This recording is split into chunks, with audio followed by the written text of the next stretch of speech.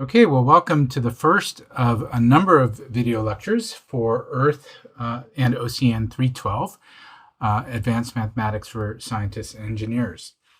A rule of thumb for these video lectures is everything that I write down in the lectures, you should write down. So that will help you keep a very nice, hopefully clean set of notes that you will hopefully want to refer to later in the class or even later in subsequent classes. This lecture will be a review, hopefully. Many of this will be a review. Some of it may not, and that's okay. But we'll first go over polynomials today, and then we'll review exponentials and logarithms, as well as the rules for various rules for doing arithmetic with them. And then we'll review trigonometric and hyperbolic functions. And the main goal is for you to be refamiliarized with these functions and be more confident in manipulating them. Okay, so the first type of function is polynomials.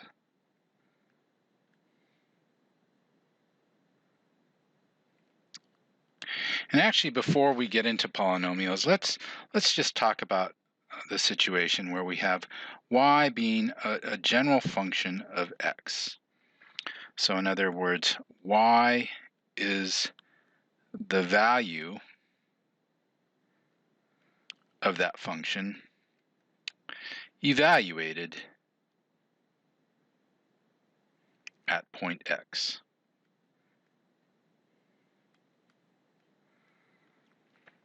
Right? So if we discuss y being of f of x like this, then we'll often refer to y as being the dependent variable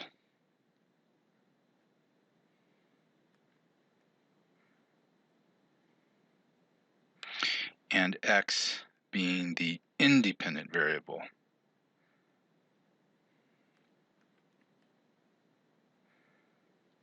So in that sense, it's often convenient to think of varying x, and therefore, how does that influence what y is, right, being this function of x. So let's start from a very basic function, a function that you're all very familiar with, and that's a function of a line.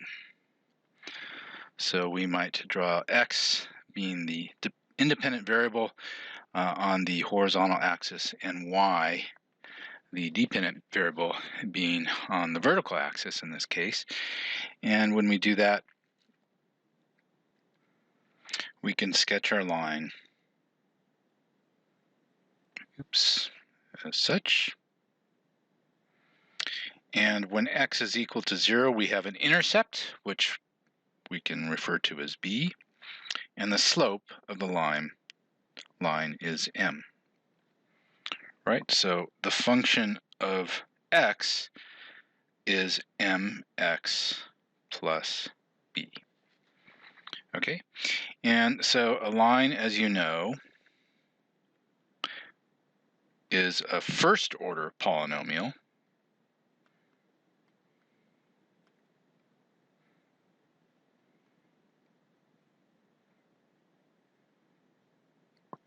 Where the order refers to the exponent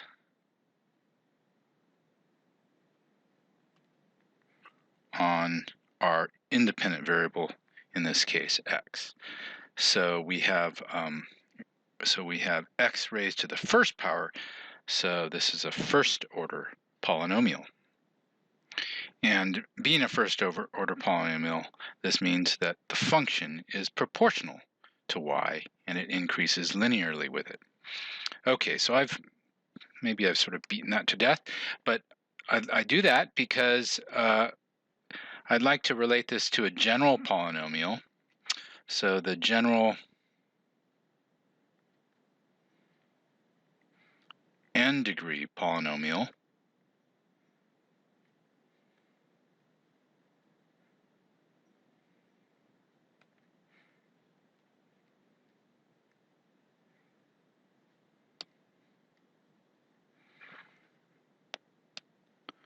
we can express as f of x being equal to a coefficient a sub 0, x to the n plus a1,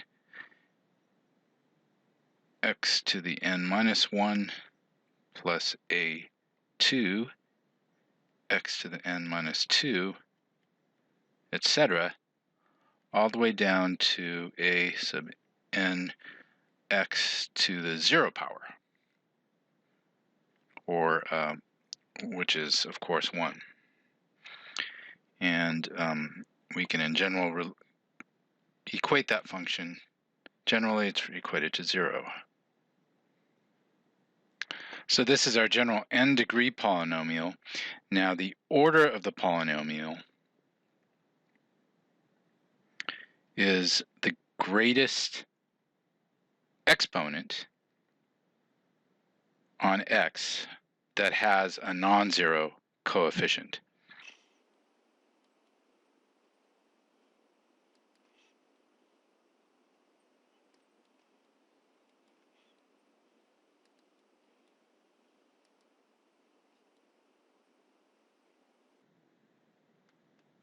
Right, so we talked about our line as being a first-order polynomial. A parabola, for example, would be a second-order polynomial. So, for example, if f of x is equal to ax squared plus bx plus c, this is, again, our second-order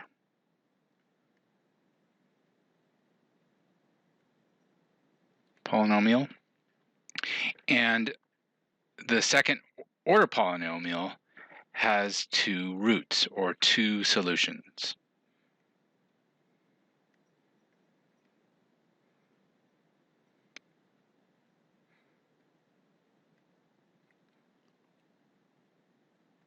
That is, the solution of f of x is equal to 0. Right? So the order of the polynomial also determines the number of roots, or solutions, that f of x equals 0 will have. Okay, so that's enough for polynomials. Let's move on to exponents.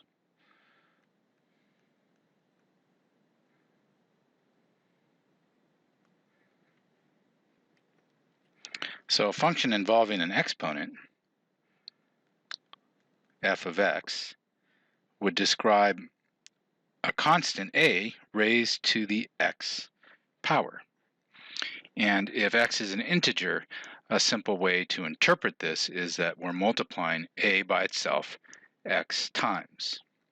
So let's talk about rules of exponents.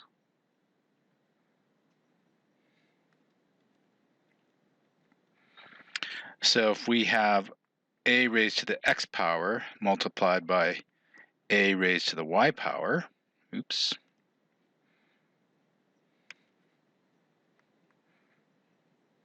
then that product is equal to, or can be expressed as, a raised to the x plus y power. Right? And an easy way to understand that is, for example, let's say x is equal to 3, y is equal to 2. So we're first multiplying a by itself 3 times,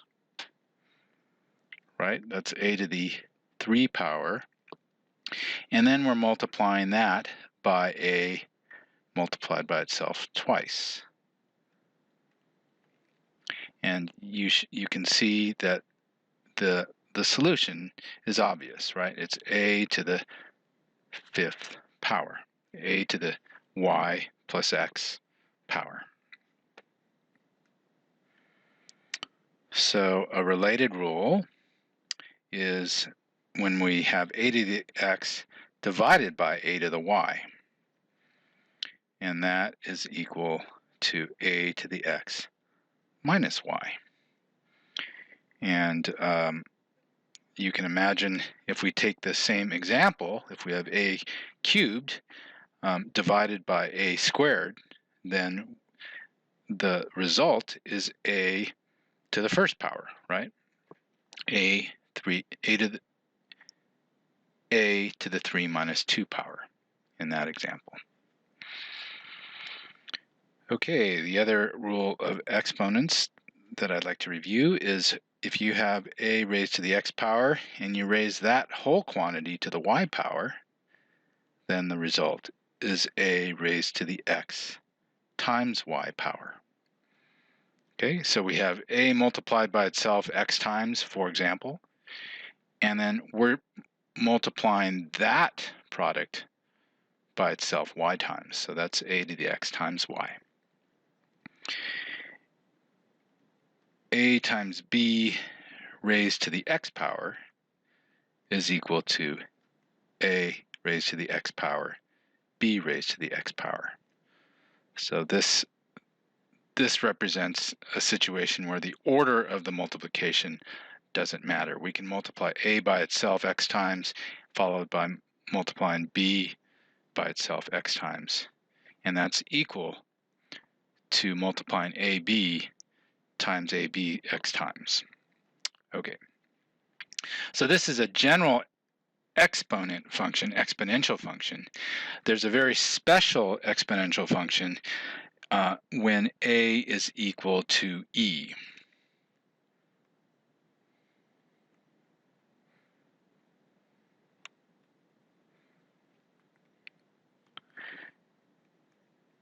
E, or the exponent, is equal to something like 2.718218, and it goes on basically forever. And this number is, well, it's about as special as the number pi. It's so widely used, and it appears in so many equations. And E is defined as the limit as n goes to infinity of 1 plus 1 over n raised to the n power. And it's also the solution to the following equation, the following differential equation. df dx is equal to f of x. In other words, if we take the derivative of f with respect to x, we get the function f back. And the solution to that differential equation is e to the x. E to the x has this property. Now let's talk about logarithms.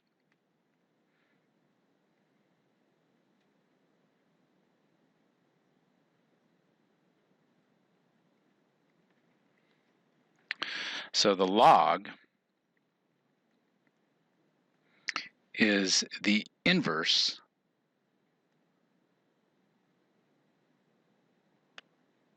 of an exponent.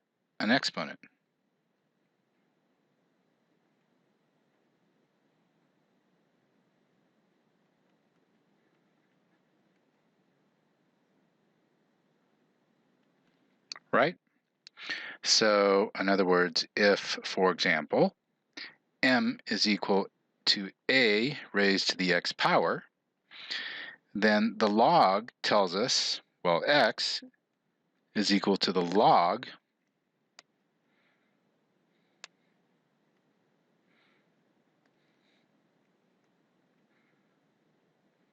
base a of m. Okay, and I've written the subscript a to represent the base of the logarithm.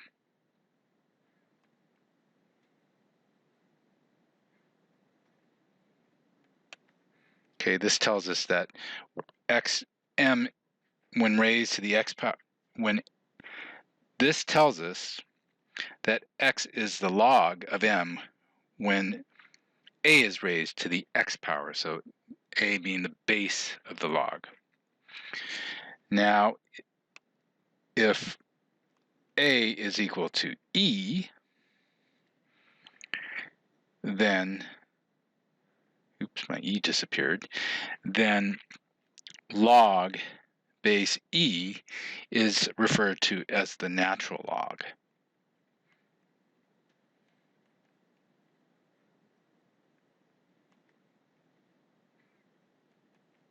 And that's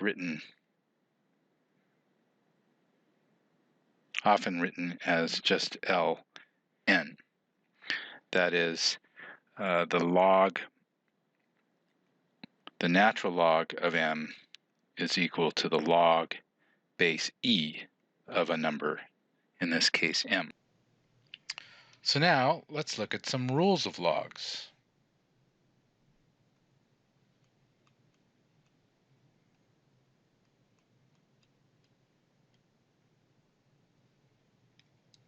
So we've already established an example. So we've already said that m is equal to a raised to the x power. Let's define another number, n is equal to a raised to the y power. So m is equal to a multiplied by itself x times, and we're just going to say here that n is equal to a multiplied by itself y times. So the first example is what happens if we multiply m by n. If we do that, we see that we have a to the x power times a to the y power. So we have a multiplied by itself x times a multiplied by itself y times, so that's a to the x plus y power. And if we take the log of that, we see that the log, that is base a, of the product of m and n is equal to x plus y. And the log base a of m is equal to x, the log base a of n is equal to y, and so we have verified our first rule, that the log base a of m times n is equal to the log base a of m plus the log base a of n. Now let's look at a second case, and this time we're going to divide. And division is just like multiplication. We treat it just like multiplication. But instead of adding two exponents,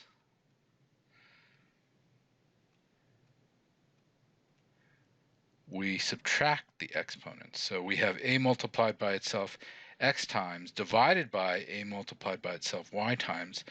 That's equal to a to the x times a to the minus y, and this is equal to a to the x minus y. So again, if we take the log base a of our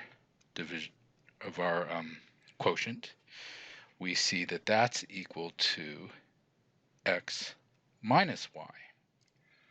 And so this brings our second rule, and that's the log base a of m divided by n is equal to the log base a of m minus log base a of n.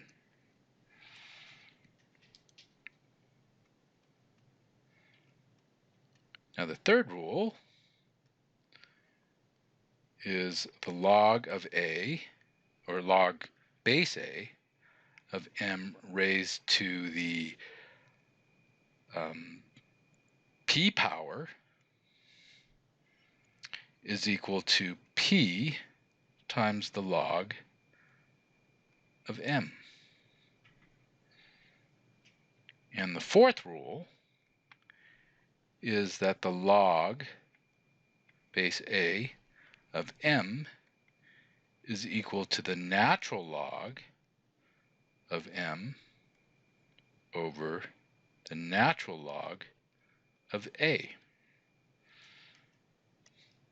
So let's look at this one. So we're going to take the log of m, the natural log of m, and we know that the natural log of m is equal to the natural log of a to the x, and by rule 3, that's equal to x times the natural log of a, right? That's rule 3. So if we solve for x, we see that x is equal to the log of m divided by the natural log of a. And again, x was equal to the log base a of m, and we've verified our fourth rule. Okay, so the last set of functions I'd like to review is trigonometric functions.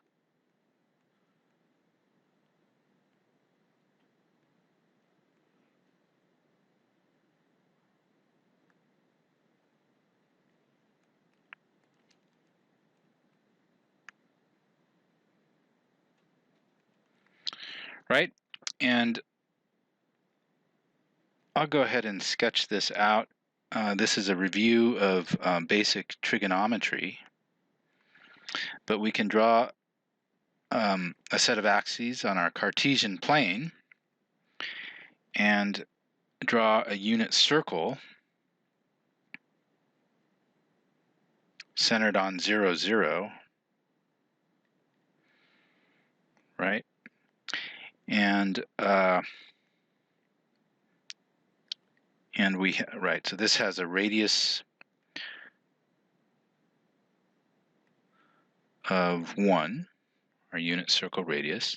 And if we look at a certain point on that circle, and we draw a radius arm connecting that point to the origin, that the angle between that radial arm and the horizontal or x-axis is theta.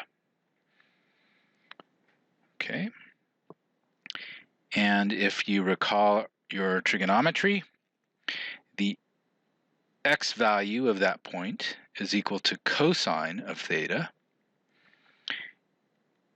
and then the y value of that point is equal to the sine of theta.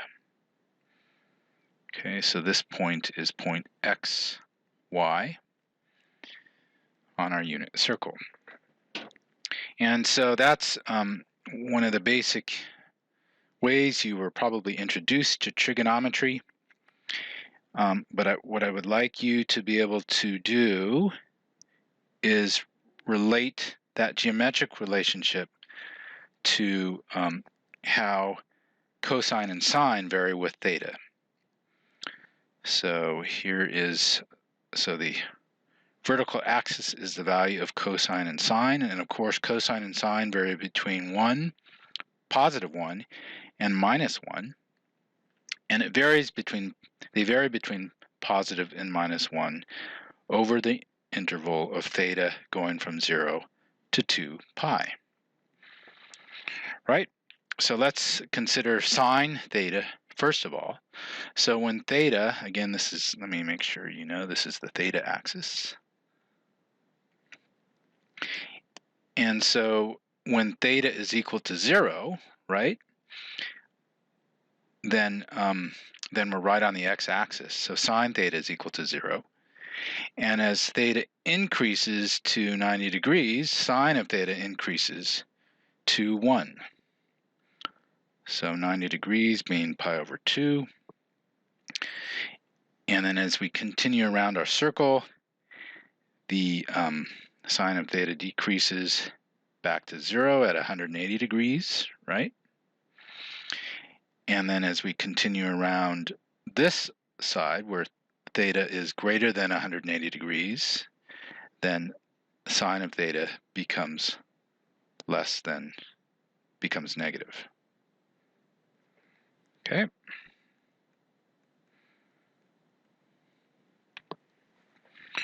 Right? And we can do something similar. I'd like you to be able to connect how cosine varies with theta. Again, when theta is 0, cosine is 1, and cosine decreases to 0 when theta goes to 90 degrees or pi over 2. Cosine is minus 1 where theta is all the way on the other end. That's theta is equal to pi. And then it comes back up to positive 1 as we continue to wrap around. Sorry about my poor sketches of these functions, but I just want to make sure you have those images sort of ironed into your thinking.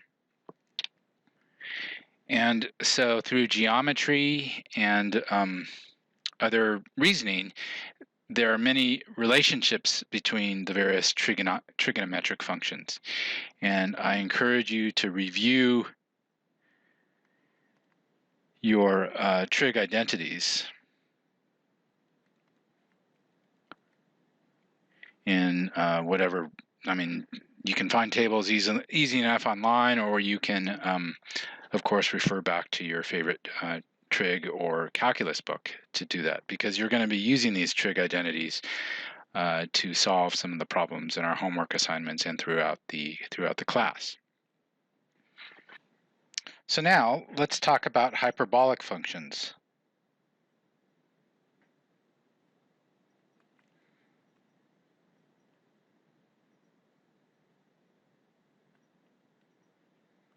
So trigonometric functions describe the relationships between the x and y coordinates to theta on a unit circle, right? And you might recall that a unit circle is described by the equation of x squared plus y squared is equal to 1. You might also recall that a circle is a type of conic section. Now, another type of conic section is a hyperbola,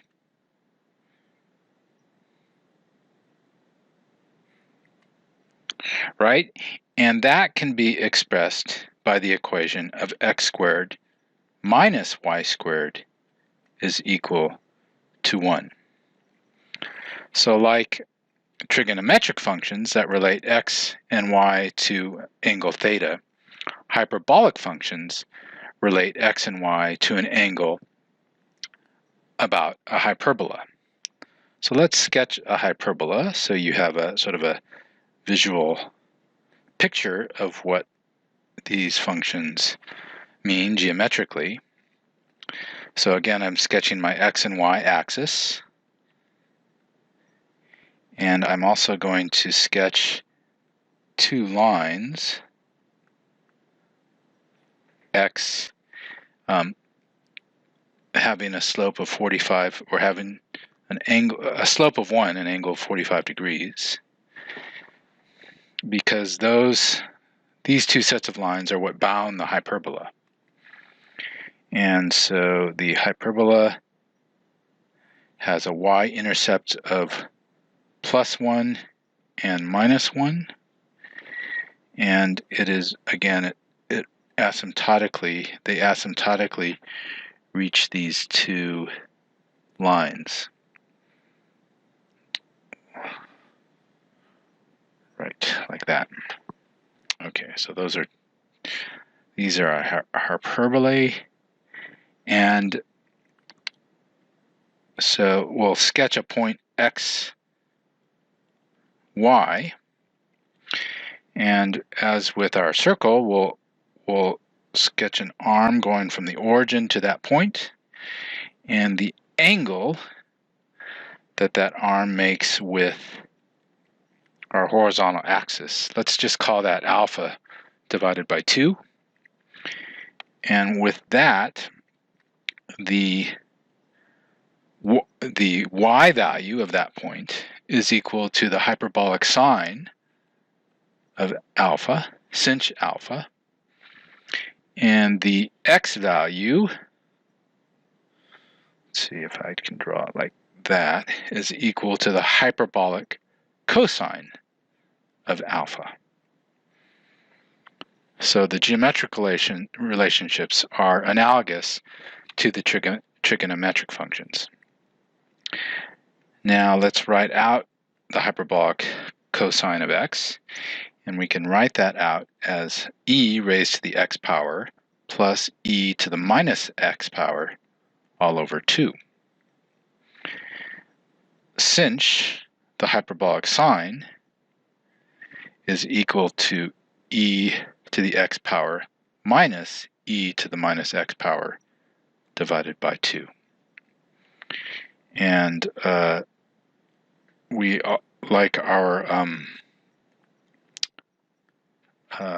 trigonometric functions, we have a hyperbolic tangent of x, and that's equal to sinh x divided by cosh x. And I'll remind you that our tangent of theta for the trigonometric function is equal to sine theta over cosine theta. So we'll talk more about, well, you'll get practice plotting and manipulating hyperbolic functions in the homeworks, but I'd like to refer you to page 3 of Sham's outline. And that's the PDF for that is on the course website,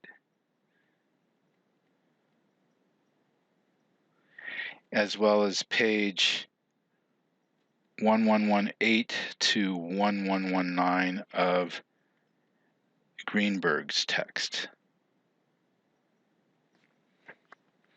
Okay, so that does it for hyperbolic functions.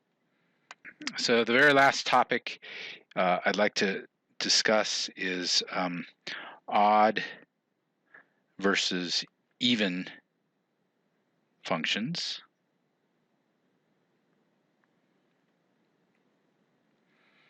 So an even function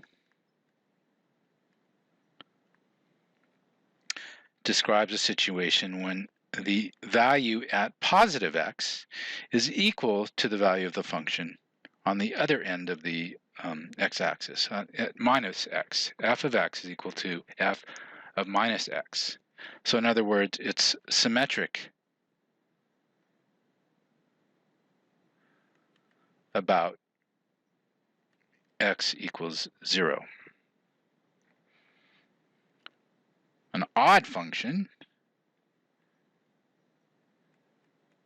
is described by f of x being equal to minus f of minus x. In other words, it's anti-symmetric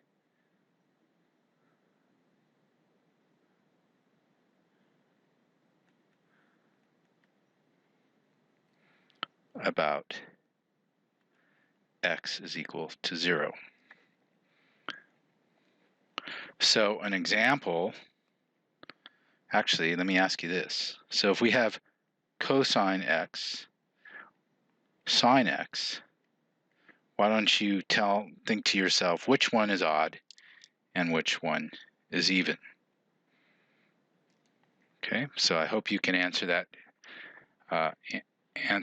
question I'm posing to you. So the other aspect of functions is any function can be broken into an even and an odd part, or it can be described as the sum of an even and odd part.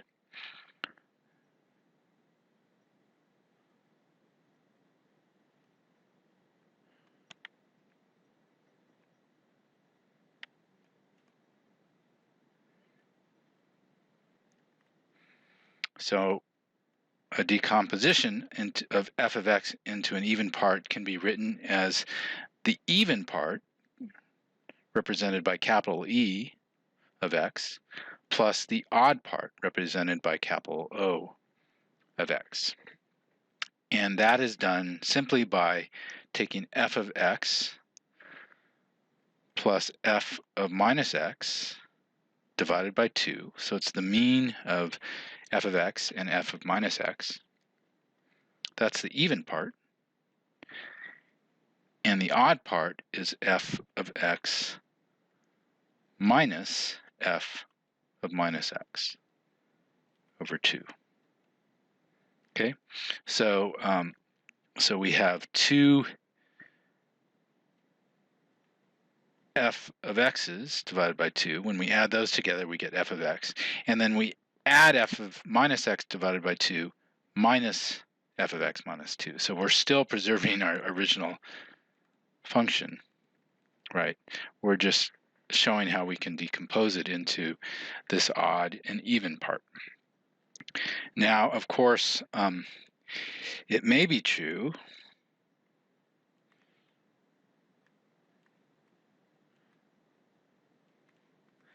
that the even part is 0, right? If this part is 0, then the function is odd.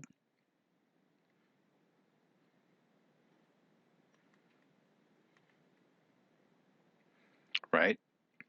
Or it may be true that the odd part is equal to 0, and then the function is even. Okay? So let's look at, why don't I ask you a question here, and you can work this out by yourself. So cosh of x, as I mentioned, is equal to e to the x plus e to the minus x divided by 2. And sinh of x is equal to e to the x minus e to the minus x divided by 2. So is cosh odd or even? And is sinh odd or even?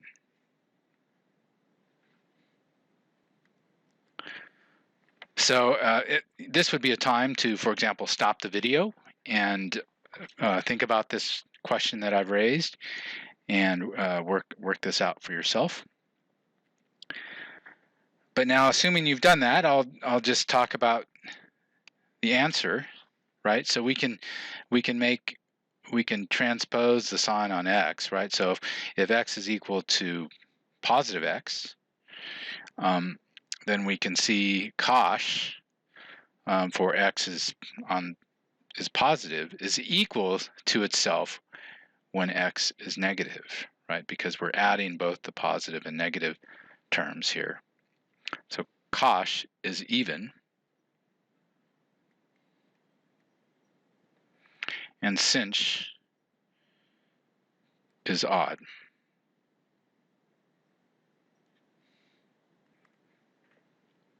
Right? So for example, sinh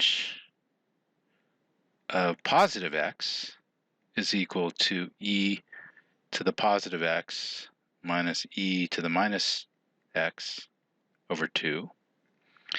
And sinh of minus x is equal to e to the minus x minus e to the x over 2. And from that, you can see that sinh of x is equal to minus sinh of minus x.